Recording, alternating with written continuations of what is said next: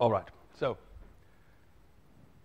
first thing to understand is that we understand the core structure of Sandy Bridge. And the core structure, here's a couple of legal disclaimers, probably saying that nothing we say here is true or might change on short notice, something like that. And even that we might optimize kind of workloads for our own architecture. This is what we are essentially interested in. And this is a pretty complicated high-level diagram of the Sandy Bridge core. It is, well, any of these blocks in here have a quite complicated functionality usually. And between the blocks, there's even more units, which we don't show here. Buffers, fill buffers, load buffers, you never know, which might become important at one point. But this is the essential parts that we think are most crucial for performance optimization. This is mostly too complicated. I assume that most people here are not from processor design, and they don't care so much about this kind of diagrams, and maybe ideally we would use a compiler, switch to 03, and just get good performance. It doesn't work that way usually, right? So we have to understand a little bit about that, but this is too complicated. We need to associate a couple of parts of this with particular functionality that comes from general considerations of computer architecture and design. There's a couple of technologies that Sandy Bridge implements, or mostly all processors nowadays do that.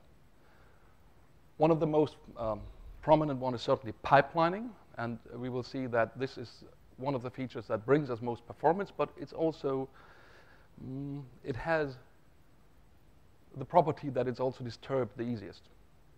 So a pipeline can be disturbed pretty quickly by some things you do in the code, just by doing something wrong.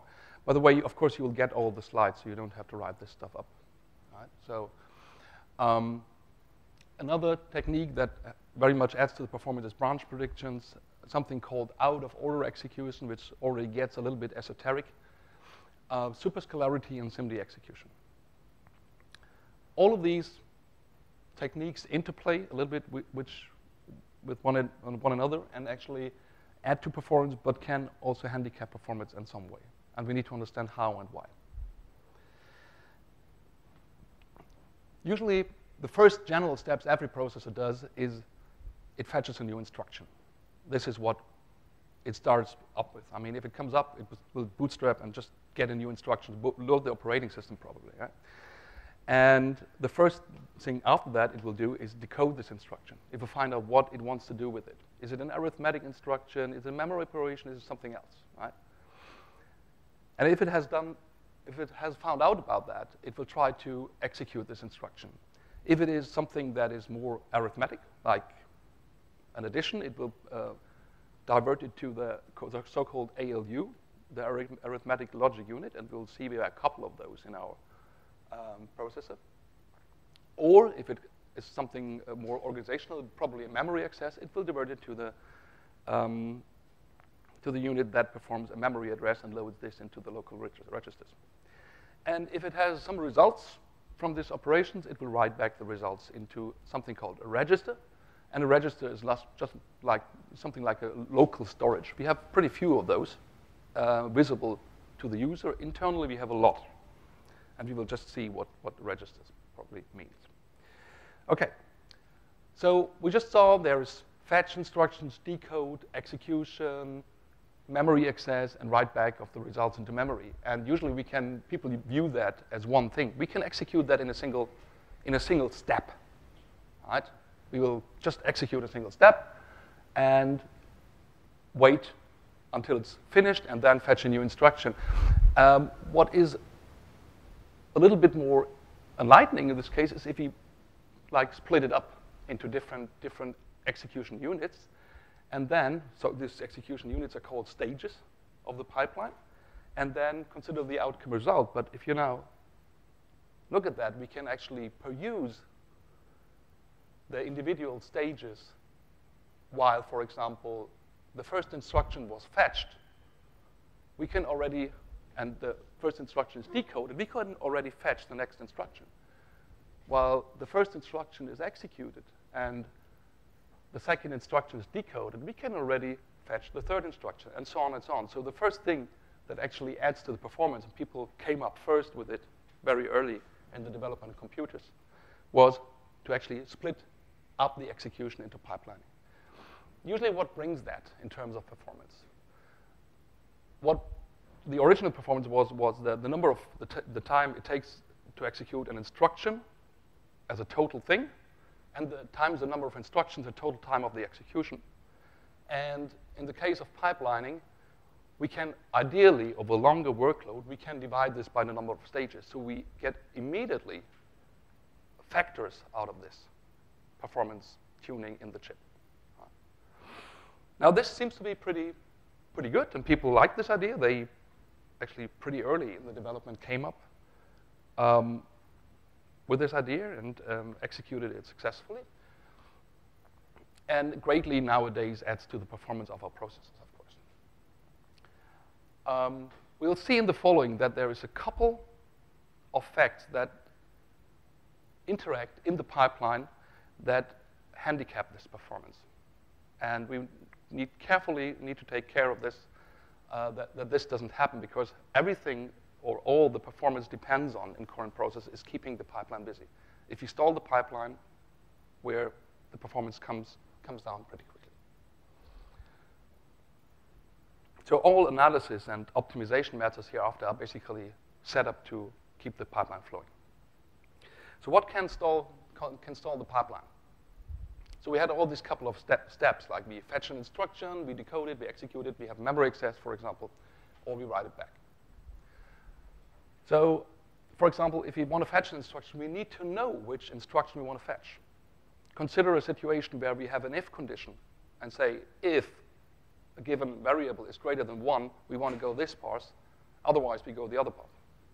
So in this case, we don't know what the next instruction is because it depends on the outcome of the comparison.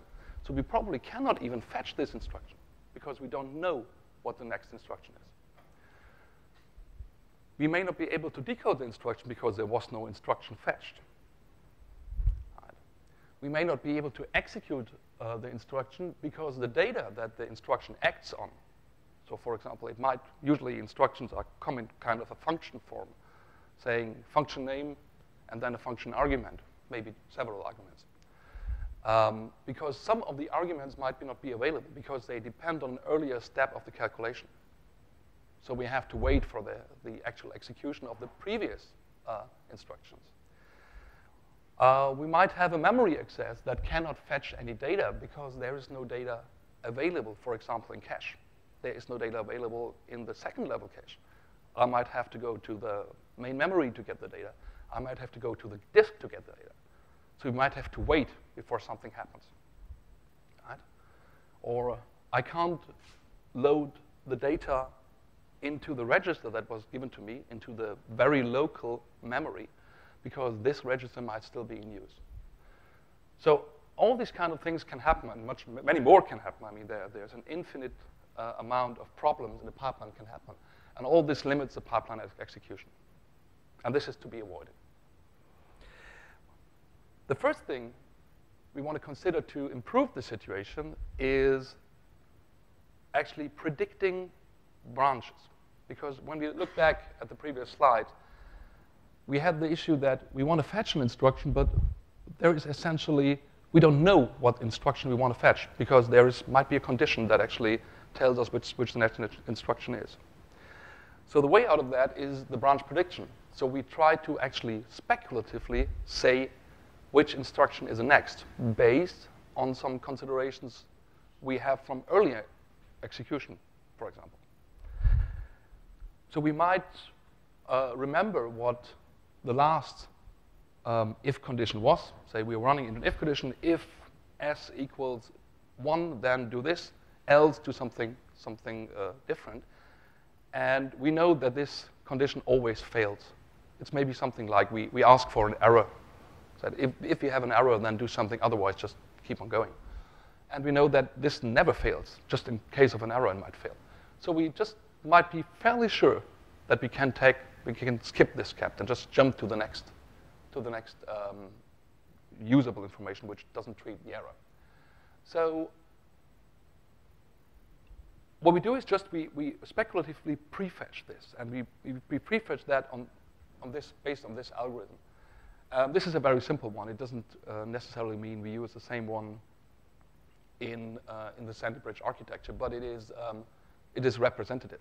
Essentially, what branch prediction does, it creates a table which has all the addresses of the jumps.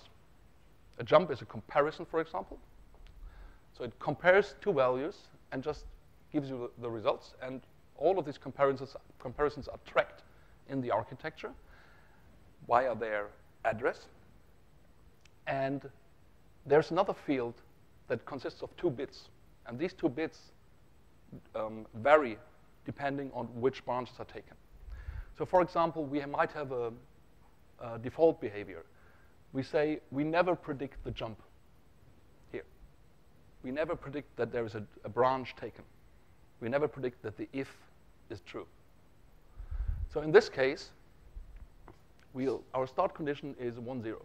So we run into this case, for example, and our branch prediction will just execute happily on because it will not take the branch. Right? And in this case, if you the second time haven't taken it and it turns out to be true, we will end up in this stage. We will decrease the number by 1. So there's no jump predicted. And while we don't predict this jump, we will always stay in this state. Just a very simple state machine. However, if we predict it once wrong, we might go back to this state. So we increase it by 1 if we predicted 1. And if we predicted wrong a second time, we might jump to this space, to this state, 1, 1. And then while we take the branch, we might stay in this state. So we have a bistable system that has two attraction points here that allows us to affect, and this is already a pretty effective way of doing it. Of course, there are more advanced techniques in the Sandy Bridge processor, but this is how you can envision it. All right. So what happens if we predict it wrongly? Because we always had the chance that we just, for example, in the very beginning, we just have a 50-50% chance of hitting the right results, and there's just a default behavior being expressed as a single integer. So what if we predict wrong? In this case, everything that happened before this wrongly taken branch will have to be cleaned out. We clean out the whole CPU, meaning we clean out the whole pipeline. Everything will be set to a default value, and we start execution back at the point or the address where this branch was taken. So we never can go in the execution beyond this point where we haven't committed the result of such a branch. We have to wait for the branch, otherwise we have to clean out everything. So in order to be causal, we never can go any further in the execution. This clean out of the whole process is called a pipeline flush, and it's one of the most evil things that can happen. It became a lot better with the recent generation of processors. However, it is still something that costs you in the order of the pipeline instructions or time cycles, clock cycles.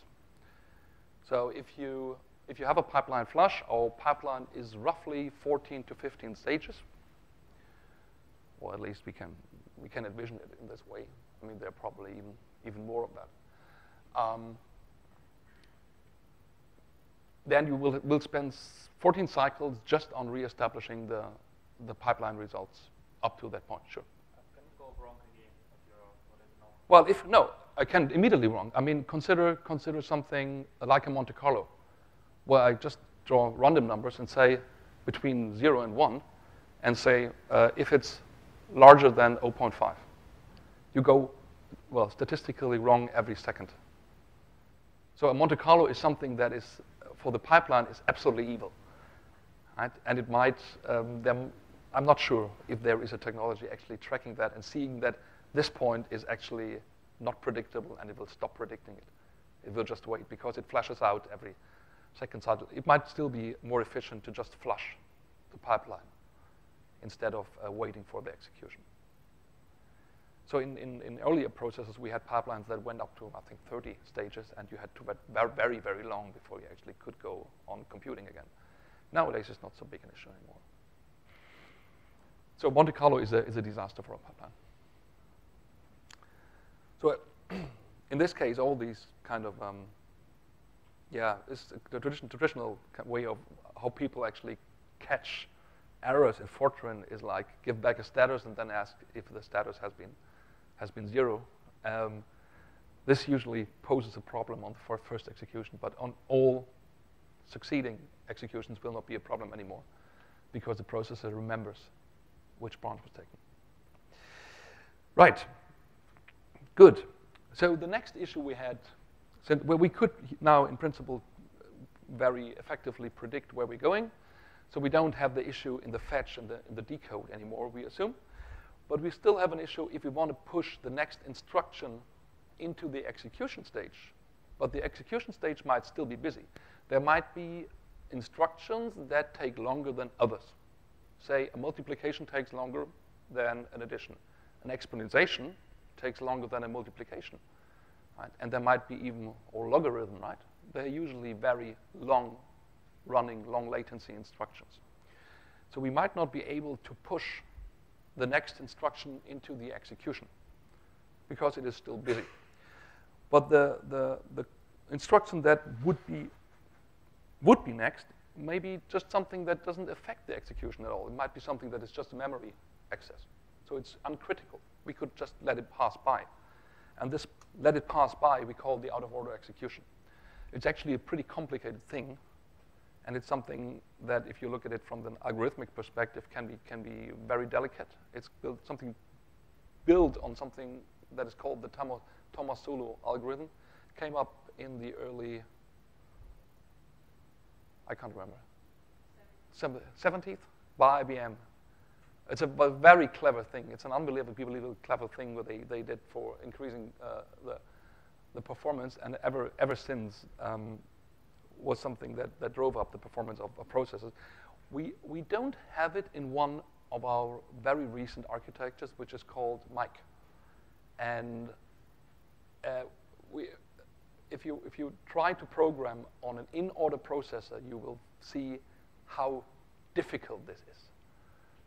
To live with the fact that you can't bypass an execution that blocks a certain execution unit. You really have to think about in which order these are put into the assembly. Okay, so what do we do to actually make out-of-order execution work? So we have this blocked, well, speculatively blocked execution unit here, and we want to have a memory access bypassing that.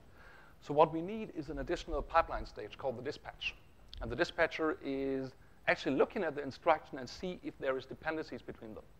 These dependencies might be either in the form of, is it an arithmetic or is it a memory instruction? It might be even different arithmetic instruction. Is it an integer or floating point instruction? Could I pass it into different execution units?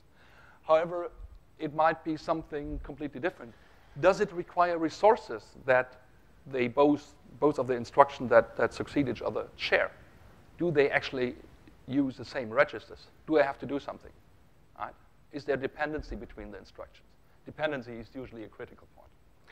Okay, so we introduced this new stage called the dispatcher that looks at this. We treat it as a black box.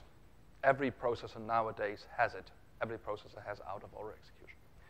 And then we might have all the execution here in the middle, and possibly an independent instruction could bypass a blocking instruction. Right? However, in the end of the whole execution, we must reinstall the causal order of the instruction. We must reinstall the original order of the instructions. Otherwise, we'll get fancy results. And this is done by even another additional pipeline stage called the retire. The retire takes care that everything that is written back into the state of the machine, write back basically creates a state of the machine. Oh, I'm good. Oh, here's a pointer, really. Let me see. That's really good, thank you. Yeah, I think it works. Is it? Yeah. No? Should work. it's out of battery, just let me. Oh, it's off. Okay. Yes, good. Oh, thank you. That's very helpful, actually. So the write back creates maintains the original order of the instruction. It needs to be written back into the state of the machine in the original order, and the retire just takes care of that. It remembers in which way the dispatcher dispatched the instructions, meaning there's a table which tracks that. This has a certain length, by the way, this table, and we will see on the Sandy Bridge block diagram which length this table has. Retire just takes, well, in principle you can combine it, right? But retire just takes track of the order, which order the instructions came in. The write back actually executes it.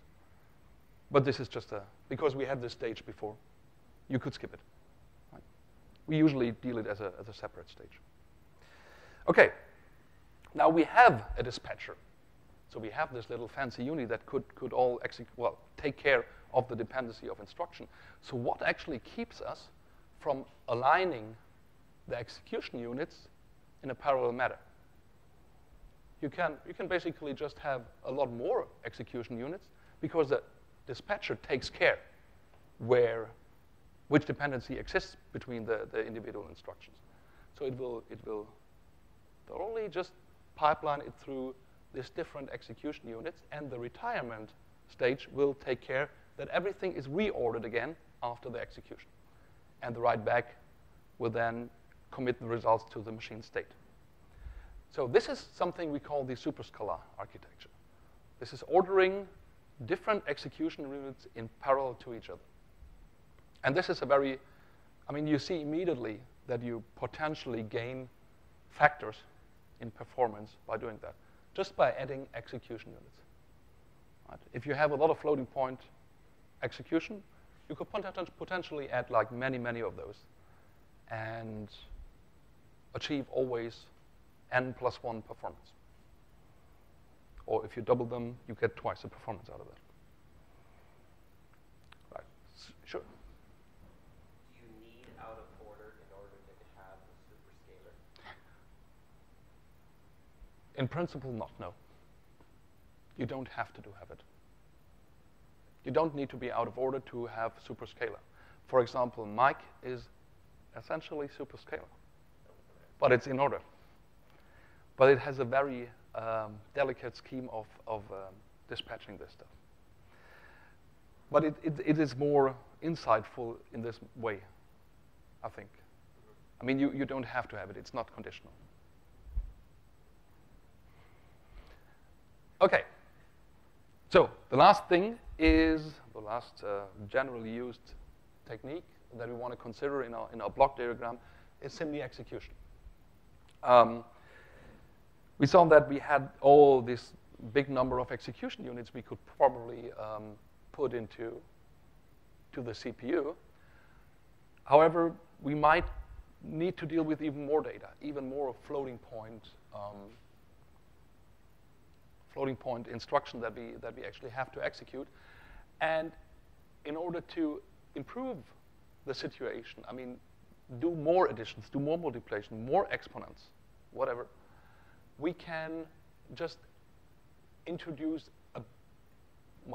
an element-wise computation of a vector. It's not a real vector. It's just a bit of memory, of local memory, that's called a register, that holds a number of different elements, for example, of an array, including its values. And we can add them all one by one. This execution is pretty efficient because we know all of them are additions. We can implement it in a very efficient manner. We don't have to actually respect dependencies between them. And this is something where most of the floating point performance comes from nowadays. These vectors have grown from 64-bit to 128-bit for a very long time. Now, just with Sandy Bridge, have grown to 256 bits. And the doubling of the performance on Sandy Bridge, basically, or peak performance on Sandy Bridge, basically is found in this, in the fact that we doubled the vector width. We nowadays can treat 4 double precision values at the same time. All right. This is what I just spoke about. And now let's look back at the Sandy Bridge. This is the same diagram again. Now, the question is, can we identify what we just talked about? What is the individual part? I mean, we see something up here. Here's pre-decode. Here's decode. Something there must be the instruction fetch, right? So there's an instruction fetch. There's even an instruction pointer. You can print it out if you like. It just tracks which instruction you're executing. And here's a decoder. So here the instructions come in here. They come from the level 1 instruction cache. So they go in here. There's something called a micro-ops cache. We'll speak about that later. And they go into something allocate, rename, and retire. In this case, the retirement unit has been put here. Because when we allocate and rename, meaning we are assigning registers to the execution. I told you that officially to the outside, there's a number of local storage areas called registers. There are only 16 of them that you can use to store, say, a single 64-bit integer directly on the chip, directly very close, one cycle distance from the execution. However, internally, we have a lot more of those. And if one of them is busy, so if we can't dispatch it into the execution because it depends on another register, which is a dummy dependency, then we rename the register into something else. So we don't depend, actually. We can detect if there's dummy dependencies in the algorithms. So there's one big bit here, and this big bit is the dispatcher. The dispatcher we call the scheduler. The scheduler takes care which instructions come in from the allocate, rename, and retire, and of which kind they are. They might be something that is floating point. They go here. There might be something, there's integer. Where do we have integer? Oh, we don't have integer in AVX. Okay, it's not especially mentioned here. Because AVX is currently, in the current version, pretty much integer-based. It might be a memory instruction, so it goes to one of the ports here. And we'll just look if which port is busy, because there are two parallel load and store ports. And after the execution, we'll go back essentially to the retire. The retire, in earlier diagrams, we had that a little bit more well, cleverly arranged, but the retire basically is still connected here and will take care that everything is reordered. All this bit down here is out of order. Everything below the dashed line is out of order.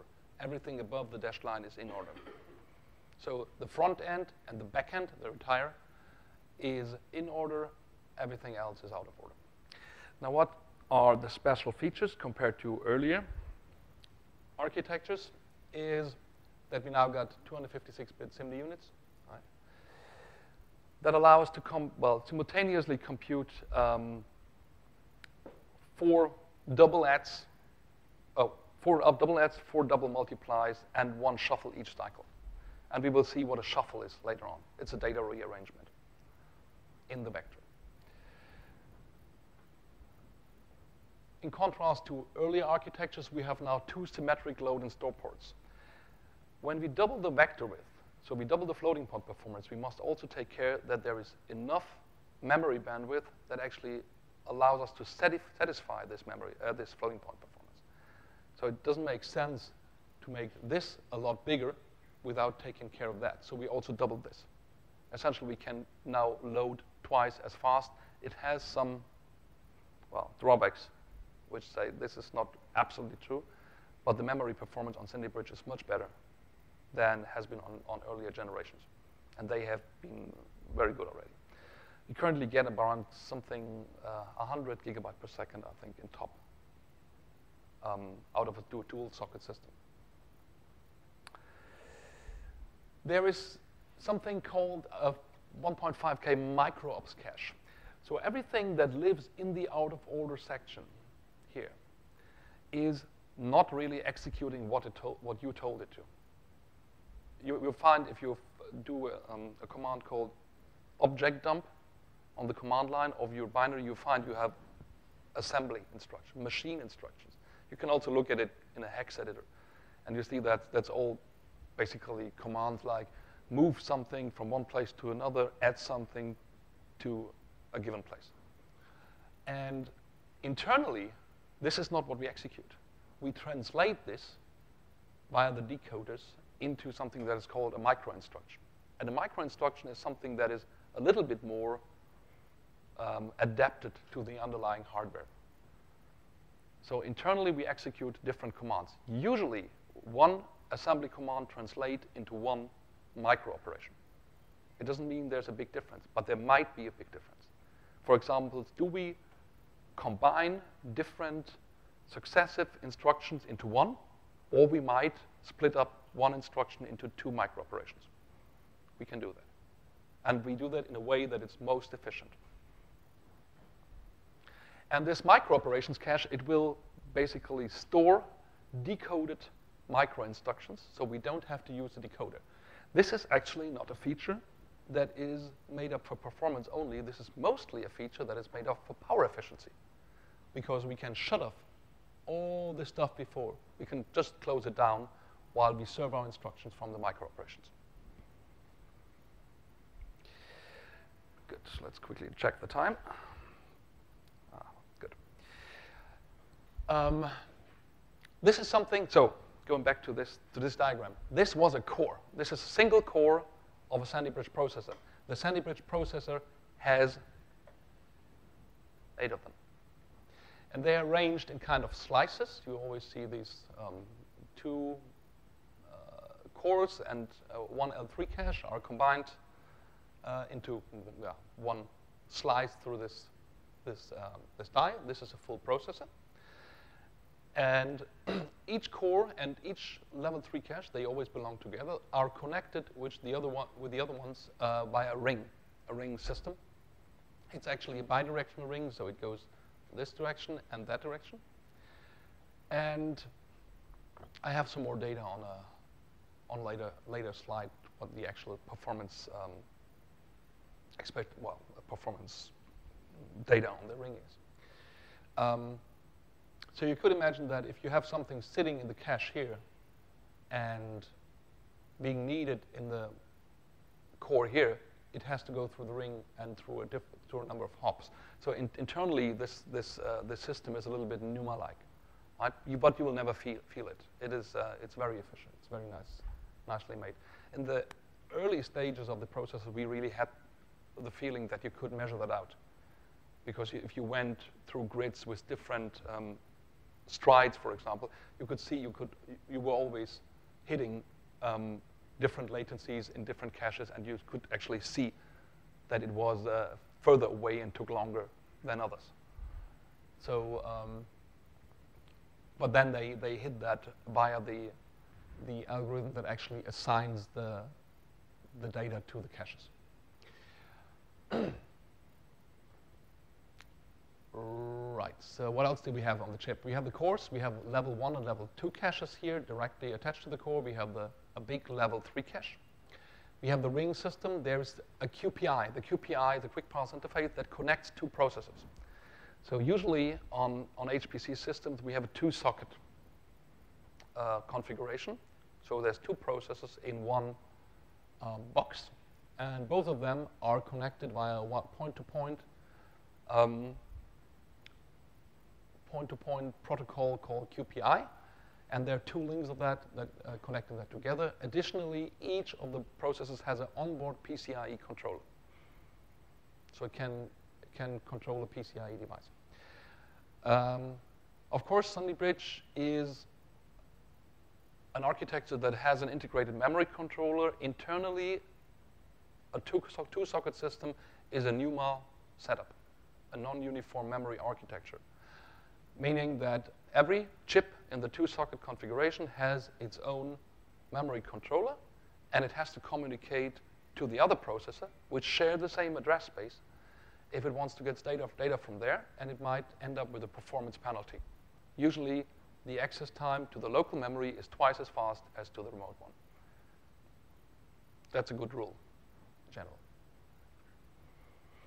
The memory controller has 4 channels, and Sandy Bridge can consume DDR3 memories up to 1600, DDR3 1600.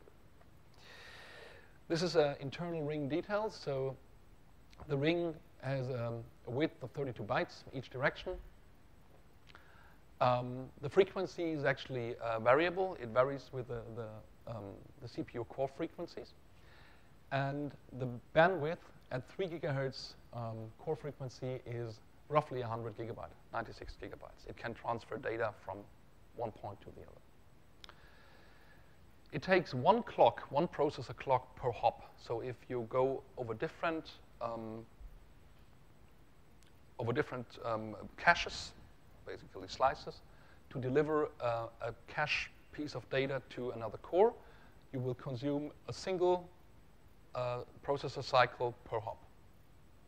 So it costs you, for example, in the worst case, 4 cycles to access a piece of data, to deliver it at least. Right, and this is the total configuration of the platform. This is not identical to what Cray has. It's very different.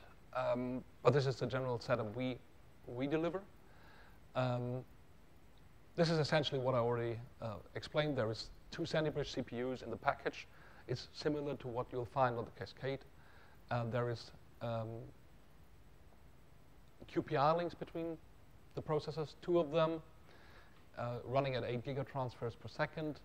The processors have, in the most powerful stage, 4 memory channels, being able to consume DDR3 1600. What else do we have? I think that's basically most of the important stuff. There are always smaller configurations that are possible. All right.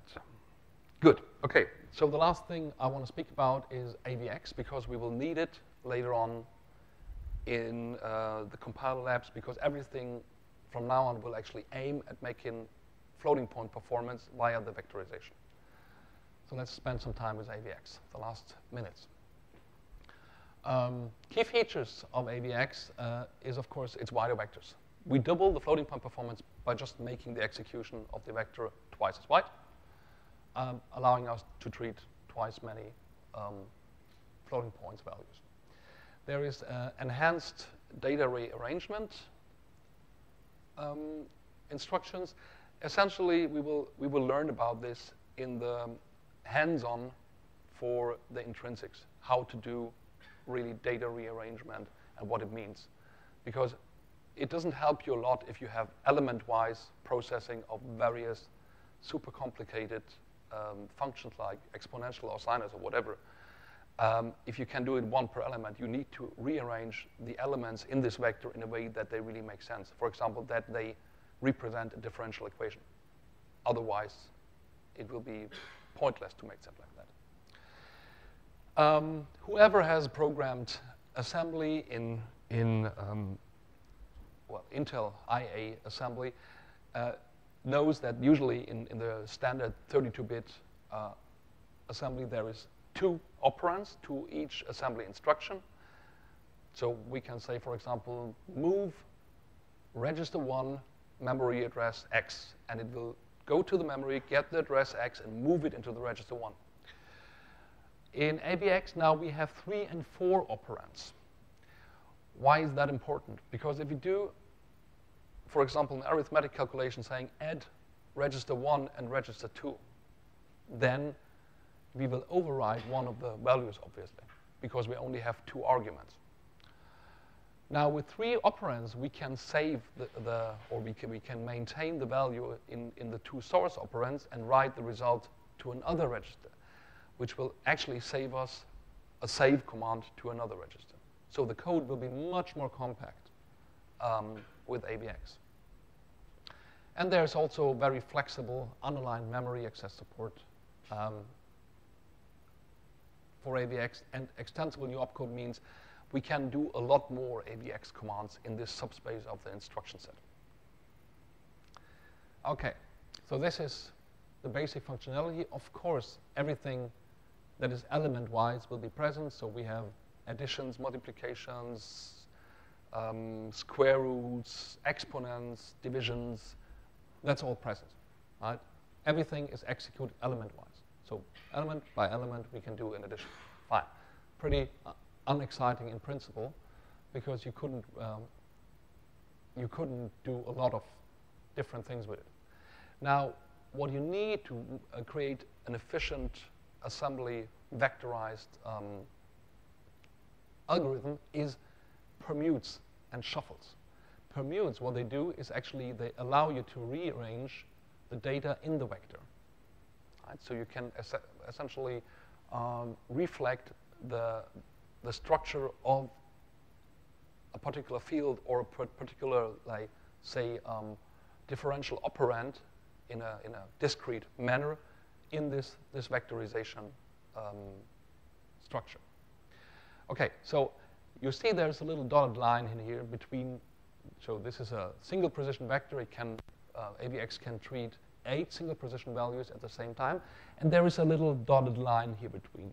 And this dotted line means you won't be able to permute over this line. You only can permute 4 of them. Why is that?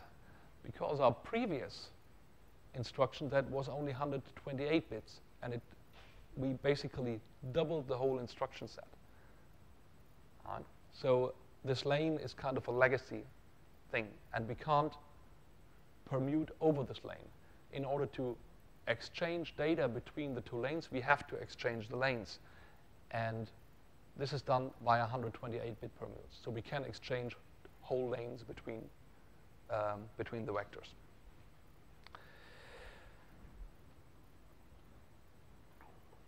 Okay. There is the possibility to, oh, the font really screwed up a little bit here, to do insertions and extractions into a 256-bit vector, for example, loading 128 bits in the upper part or from the upper part into the lower part and so on. What's also usually often necessary is broadcasts. You can distribute single values from the memory or from a register into the whole vector. This usually expresses constants in a grid computation, for example. And this is very often used. Right? What is a very nice feature and often very extensively used by the compiler is conditional SIMD loads and stores. So we can mask out part of the operation. Most operations in AVX can be masked. So there is well, a register given that contains a mask, and this mask tells, load this, but don't load that because it goes over the page boundary, for example. It will cause a seg fault.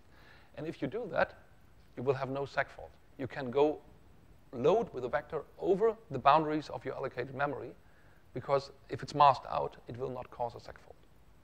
It's a very nice technique if you try to vectorize very extremely.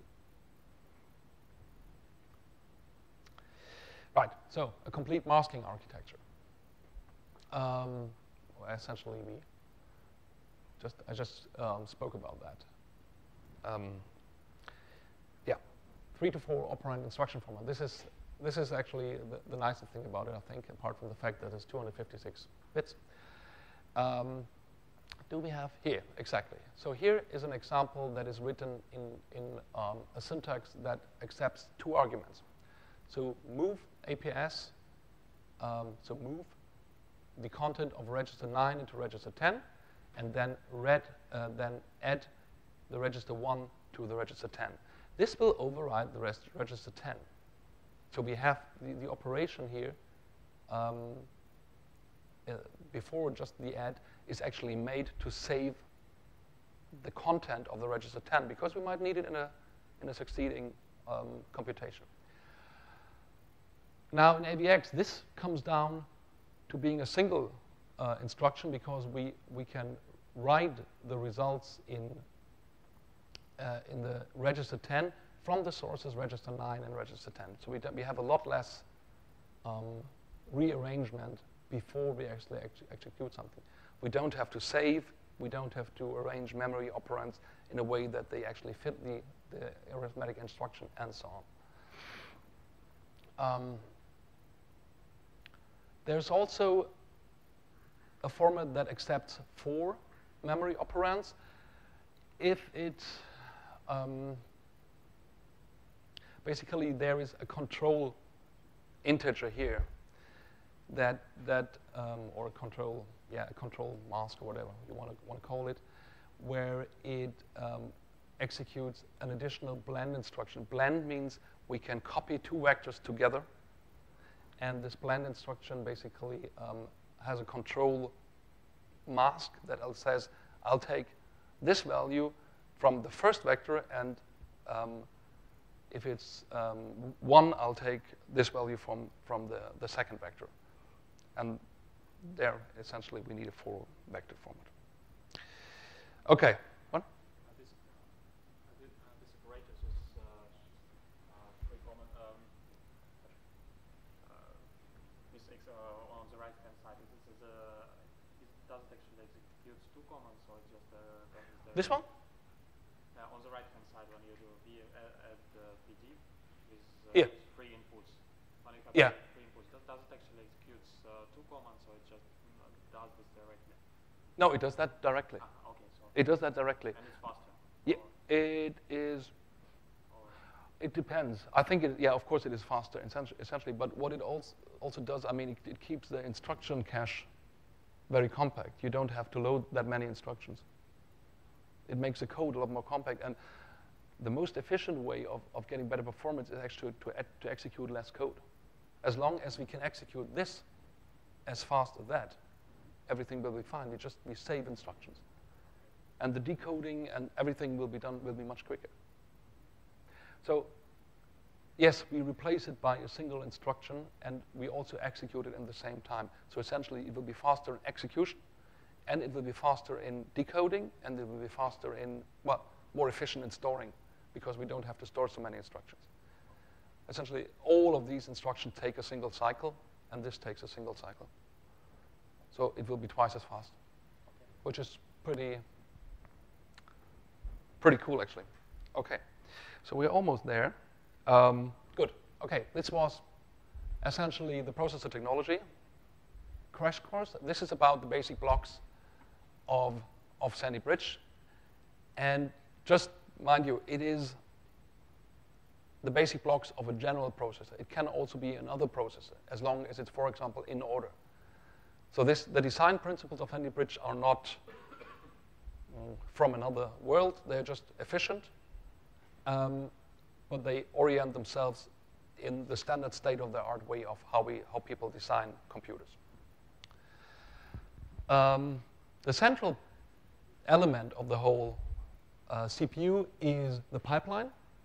It's essential to keep the pipeline busy to get good performance. When we stop the pipeline by either breaking the execution flow, by breaking the branch prediction, by, say, making out-of-order execution less efficient, and there are ways to do that, we will get worse performance. So keeping the pipeline busy is something that is what people try to do when they optimize for performance. Important concepts is superscalar pipelines. So we can execute different instructions via a dispatcher at the same time into different execution units. Be aware of that when you write your code. So mix them, for example, is always a good thing. And the compiler usually takes care of that. The out-of-order execution, if there is dependencies between different instructions, it will cause the out-of-order execution to develop dependency chains. And if you remember back the diagram of the pipeline, you see there are 56 instructions that can be stored in the scheduler, and then it will overflow. It will stop the rest of the pipeline.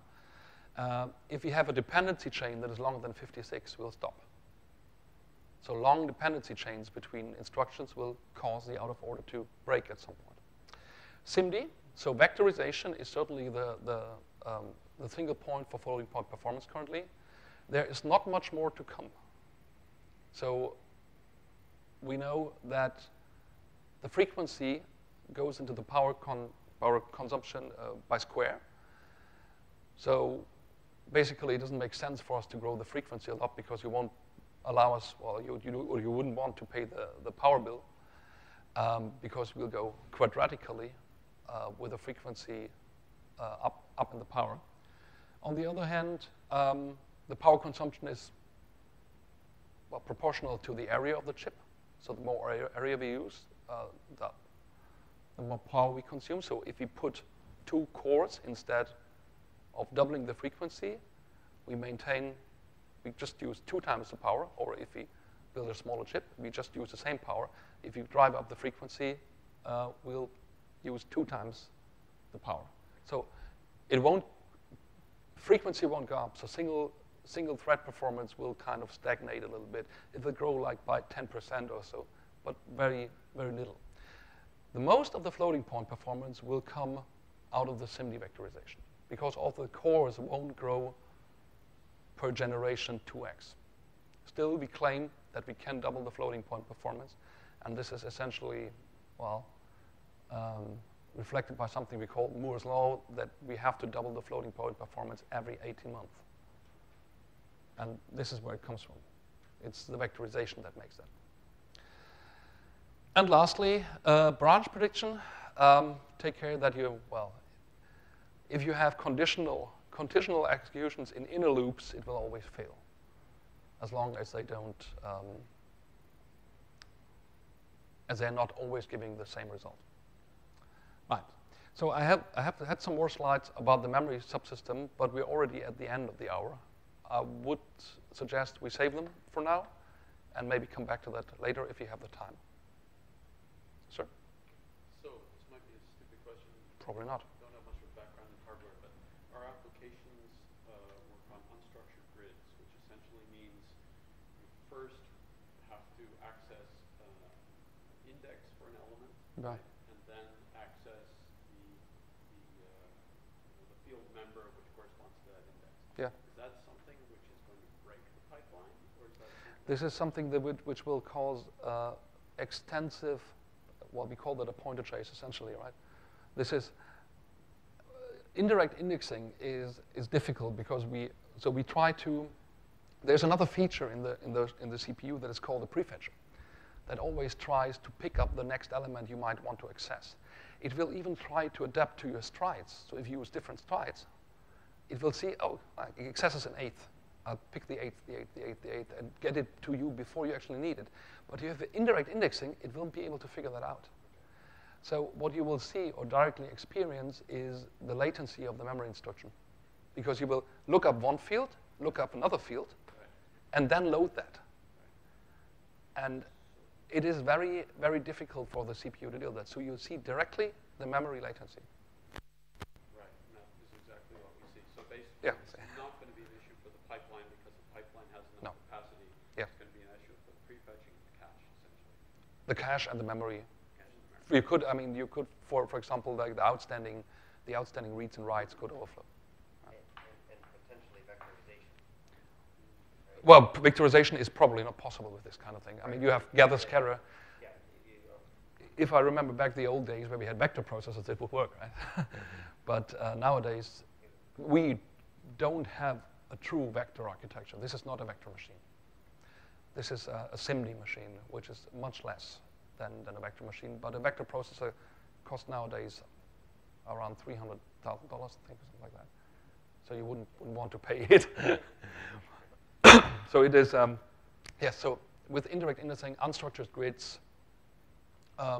linked lists, these are all difficult to treat. But they might be even more efficient than everything in order and do dense or so. So I think it's probably the best way to do it. It might be faster than anything else, but you have to live with the memory latency. You're probably scaling like stream benchmark or so. Right? That's exactly what we see. Yes. Very nice. We have good examples for that, like OpenFOAM is one of the guys that, the common workloads that have this behavior. This superscalar pipeline, is it just some kind of vectorization? Or? Oh, superscalar, no. Let's consider back. Where's the one that? It's slow. Okay. These guys here do vectorization. There's AVX floating point multiplication. There's AVX floating point addition. These guys treat vectors, SIMD vectors, not real vectors. This is superscalarity. Right? So look at that. You have a dispatcher, and you have different execution units and different memory accesses. Right? You can do them. You can use them all at the same time, as long as you don't have dependencies between them. Now look at that. That's the same thing. It's just I probably should. It doesn't work that way, but right? So the scheduler will just. You say, oh, add me this field to that field, and they say, no problem. I pass it to this one. Oh, where's the add? Here. I pass it to that. And you will have the next instruction multiply this field by that field in a vectorized manner. He'll pass it to this, right? But then you can additionally, at the same time, execute a load and store. This is exactly, in these two ports, is where his application spends his time. Because it would say, I need this field, I need this field. And occasionally it will say, oh, now I got a value. I have to pass it on to this one. But unfortunately, it's not vectorized because they are not kind of contiguous pieces of memory. So it will occasionally end up here in the ALU doing a multiplication or an addition. But the rest will just be loads and stores. Yeah? From that diagram, you can do an AVX addition at the same time as an AVX multiplication as long as they're independent. Yes. But you can't do two AVX additions. No. No, not yet. We can. No, we can't. We can't. Not yet. Yeah. But you can see. I mean, from the development of this platform, you can see this is certainly an option where the whole architecture can evolve. Right? We symmetrize that part, the loads and stores and the addresses. Now we can symmetrize that part, so we can do additional multiplication in the same two superscalar ports. And this will again, or consider it, we can do multiplication addition at the same time. So we can symmetrize two FMAs, essentially. And that will be one of the next steps, right? Why not? This is where the design is going. We need to double the floating point performance in the next version, because that's what the law says.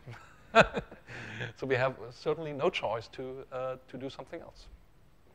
It's pretty straightforward. But then, on the other hand, if you have to push all this floating point data in the pipeline, where does it come from? So there's a lot of this, a lot of thought just flows into how do we do that? Yeah, that's pretty tricky. I mean, there's a lot of efficiency also in the memory control. Everything can be done more efficiently, and we have higher levels of DDR3, for example. So we can do something there, but it is difficult to push all this data into the chip. How much is a level 2 cache? The level 2 cache is 256 kilobytes. 256. And the level 1 is 32. 32 instruction and data. The instruction you usually don't care so much about. There's very special cases where the instruction cache really is an interesting part. Usually the level 1 data cache is the interesting part.